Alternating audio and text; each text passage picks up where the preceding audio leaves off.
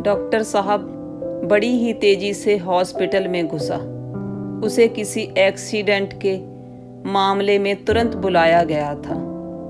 अंदर घुसते ही उसने देखा कि जिस लड़के का एक्सीडेंट हुआ है उसके परिजन बड़ी बेसब्री से डॉक्टर को देखते ही लड़के का पिता बोला, आप लोग अपनी ड्यूटी ठीक से क्यों नहीं करते?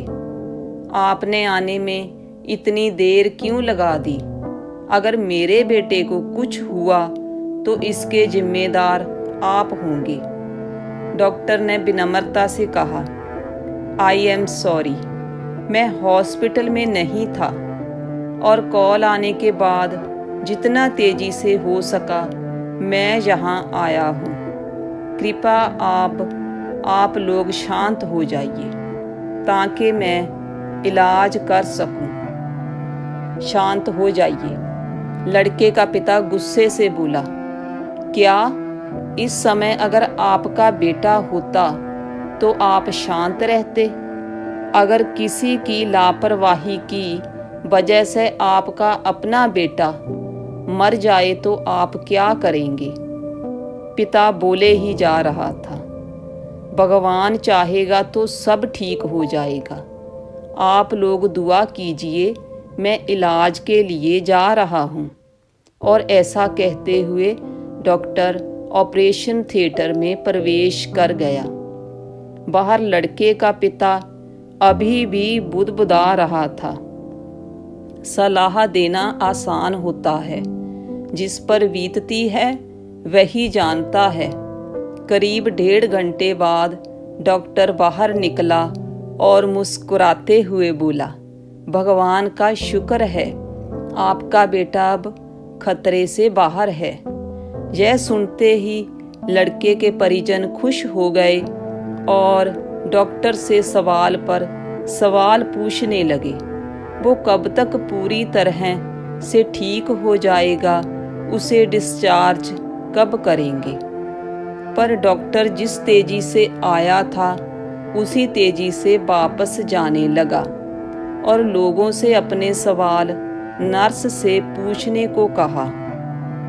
ये डॉक्टर इतना घमंडी क्यों है? ऐसी क्या जल्दी है कि वो 2 मिनट हमारे सवालों का जवाब नहीं दे सकता? लड़के के पिता ने नर्स से कहा। नर्स लगभग रुआसी होती हुई बोली, आज सुबह डॉक्टर साहब के लड़के की एक भयानक एक्सीडेंट में मौत हो गई और जब हमने उन्हें फ़ोन किया था तब वे उसका अंतिम संस्कार करने जा रहे थे और बेचारे अब आपके बच्चे की जान बचाने के बाद अपने लाडले का अंतिम संस्कार करने के लिए वापस लौट रहे हैं। जय सुन लड़के के परिजन और पिता स्तंभ रह गए और उन्हें अपनी गलती का एहसास हो गया। फ्रेंड्स, बहुत बार हम किसी सिचुएशन के बारे में अच्छी तरह जाने बिना ही उस पर रिएक्ट कर देते हैं, पर हमें चाहिए कि हम खुद पर नियंत्रण रखें और पूरी स्थिति को समझें, बिना कोई प्रतिक्रिया ना दें, वरना अनजाने में हम उसे ही ठेस पहुंचा सकते हैं जो हमारा ही भला सोच रहा था। आपको यह कहानी कैसी लगी? लाइक, शेयर, नए हैं तो सब्सक्राइब कीजिए।